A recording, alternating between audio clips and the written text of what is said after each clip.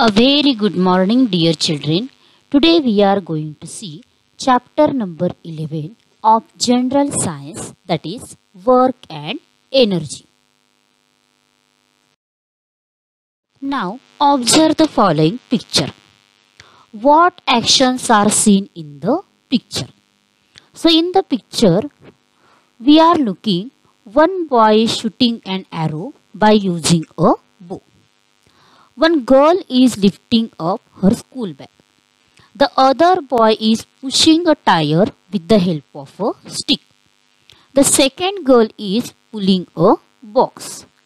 One man has lifted up a log of wood on his shoulder. The nail is being hit by a hammer. And in the last picture, we are looking the sponge is being pushed by a finger. So all these actions we are looking in the picture. So is a force being applied while doing each action? Yes, in each and every action a force is being applied. In the various actions in the picture, has the object changed its original position? Yes, except for the nail and sponge, all the other objects have changed their original position. So in case of first picture, the boy is shooting an arrow. In that also that object is changing its position. In case of second picture also, that bag when that girl will lift, that object will change its position. In the third picture, that tire will change its position. And when in the fourth picture, we are looking that girl is pulling a box. So when she will pull, obviously object will change or box will change its original position. In case of fifth picture, that log will also change its original position. But in the sixth and seventh picture, that nail and the sponge, they will not change its position. So in the above pictures, we see that the position of some of the objects has changed. That is, these objects are displaced. Displaced means they are changing its position or they are changing its place. So when an object is displaced by applying a force on it, work is said to be done. So when there is a displacement of an object, then we can say that work is to be done in case of that object. When there is a displacement, then only we can say that work has to be done in case of that object. Now let us see what is the concept of work. For this we have to do one activity. Tie a string to an empty box as shown in the picture. Pull the box through a distance of 10 meters along a straight line.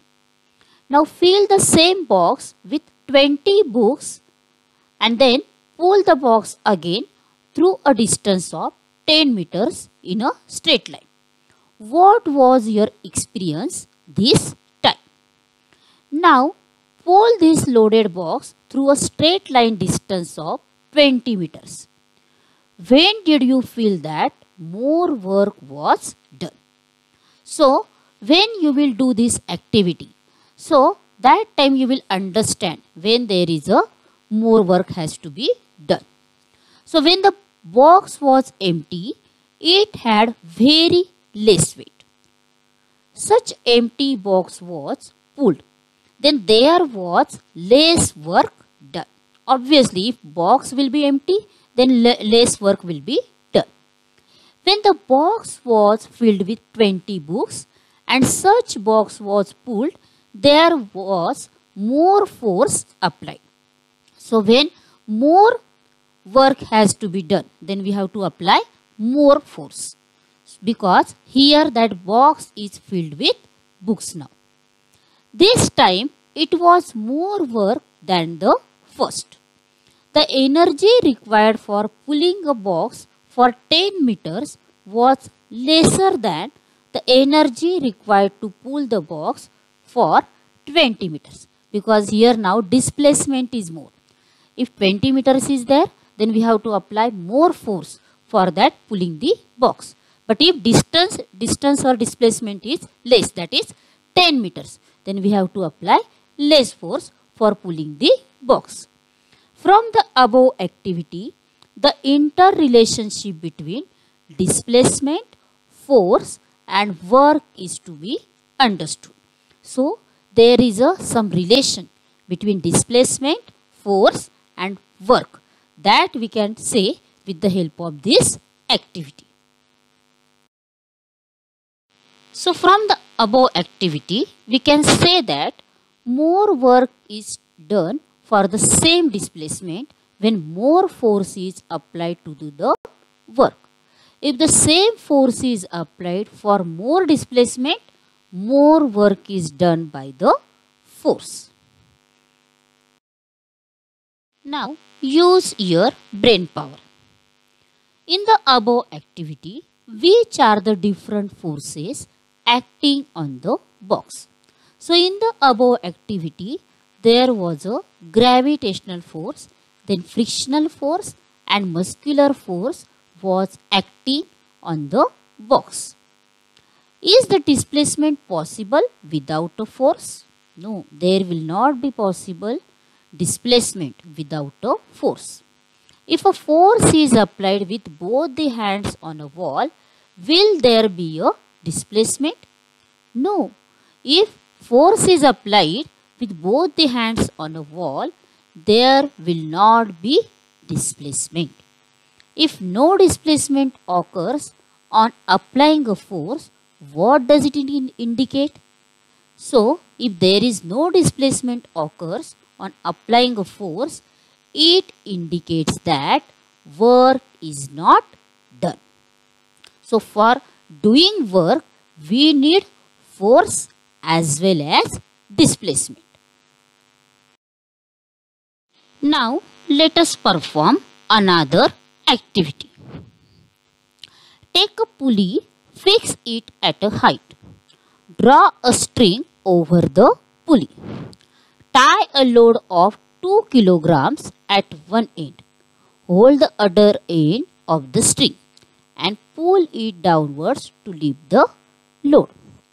First up to a height of 1 meter and then up to a height of 4 meters. When is more work done? So, from this activity, it is understood that the force is required to lift a 2 kilogram weight to the height of 1 meter, and the work done due to this force is lesser than the force required to lift the same weight to the height of 4 meters. To lift up more weight to a greater height, the force applied will be more, and also the work done will be more. For measuring the work done, we have to consider both the force and the displacement. So, for pulling that 2 kilogram weight up to a height of 2 meter, it requires less force. So, that time there will be less work has to be done. But when we will pull or when we will apply more force up to a height of 4 meter, then that time more work has to be done. So, from the above activity, we can say that when the applied force is the same, more work is done when there is greater displacement. In other words, for measuring the work, both the force and displacement must be considered. Means, for measuring work, we need both force as well as displacement. Now, let us see the relationship between work and energy. The boy in the picture has applied a force to the toy car. Work has been done because the force applied to the car has caused displacement. In other words, transformation of the boy's energy into work has taken place through the applied force. Now run around with your friends. Can your friends run as many rounds as you can? Do all the friends have the same capacity for running? Your friends will complete either more or less rounds than the number of rounds you complete. The number of rounds will not be the same. Some will get tired on completing 2 rounds, while others will get tired on completing 3 or 4 rounds. That is to say, each one's capacity to complete rounds is not the same. You can complete only as many rounds as you have the capacity for. So the capacity to do work is called as energy. So what is the definition of energy, children? The capacity to do work is called energy. Now use your brain power. Why do we get hungry after physical exercise? Due to exercising, there is movement of muscles and bones. The work done by the body muscles requires energy. This energy is supplied by the heat energy produced by digestion of food. Food is rich in chemical energy. This energy is converted into heat energy in our body. When there is more demand for energy, we feel more hungry. So therefore, after exercising, we feel more hungry. Now second question. From where does our body get energy? So our body get energy through the food that we consume. Why do we get tired? So due to excessive work, the stored energy in the body becomes low. We get a feeling of tiredness.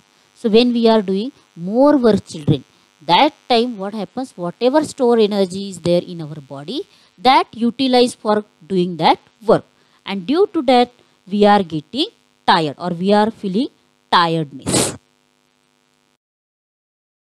Now do you know the units of work and energy are the same? Work and energy both measured in the unit named as Joule in SI system. SI system is System International. So Joule is the unit of both work and energy in System International units. Let us see forms of energy. First type is mechanical energy. But before that we will see, can you tell what will happen as a result of the action in the picture? The rubber band is released after stretching it. A rubber band, if released after stretching, it comes back to its original position. Now second question. A stone is held in the rubber of a catapult. The rubber is stretched and released. Then what will happen? The rubber of catapult, if stretched and released back, it comes to its original position. But the stone held therein is thrown to a distance. Means whatever stone is there in that catapult, when we are releasing back, then what happens? That stone is going forward and that catapult is released and that catapult is coming back to its original position. So now similarly, when the spring of a toy is wound and then released, the toy starts playing. When water stored at a height is made to fall on a wheel, the wheel starts rotating. In each of these actions, displacement takes place, which means that work is done. So from where is the energy obtained to do this work? The energy which is stored in an object due to specific state or position of that object is called as potential energy. So in case of that wheel has getting energy. When that water is falling, so that water is falling on the wheel, and due to that water, stored water, that wheel has getting energy, and due to that it starts rotating. In case of toy example also, when we are on the spring of that toy and then releasing, then what happens? That toy has getting energy with the help of that wound string. So that energy is stored in that spring, and due to that toy starts working or toy starts playing. So such type of energy which is stored in that object, such type of energy is called as, children, potential energy. So means the energy which is stored in an object due to a specific state or position of that object is called as potential energy. Let's try one more another experiment. Take two balls, let one of them stand stable at the center of a table. Place the second ball on the table and push it so that it hits the first ball. What happens when the second ball hits the first one? From where did the second ball get the energy to set the first ball in motion? So the potential energy of the second ball is given to the first ball. Therefore, the first ball moves. Means whatever energy stored is there, from that energy that second ball is giving to that first ball, and due to that first ball is also moving. So such type of energy is also called as potential energy. Okay. So that potential energy is stored in that second. Now can you tell, in the game of marbles, from where does one marble get energy to set another marble in motion? The marble gets an energy which is in the form of potential energy present in it. Now in the playing of carom, from where does the striker get the energy to make the pieces or coins to move? So our muscular energy is transferred to the striker, and this muscular energy changes the potential energy present in the coins to turn into kinetic energy. So here there is a conversion of potential energy to kinetic energy. So the energy obtained from motion is called as kinetic energy. The energy used for doing mechanical work is called as mechanical energy. There are two types of mechanical energy, namely that is potential energy and kinetic energy. Potential energy is obtained due to position, and kinetic energy is obtained by motion. Thank you, children, for watching the video.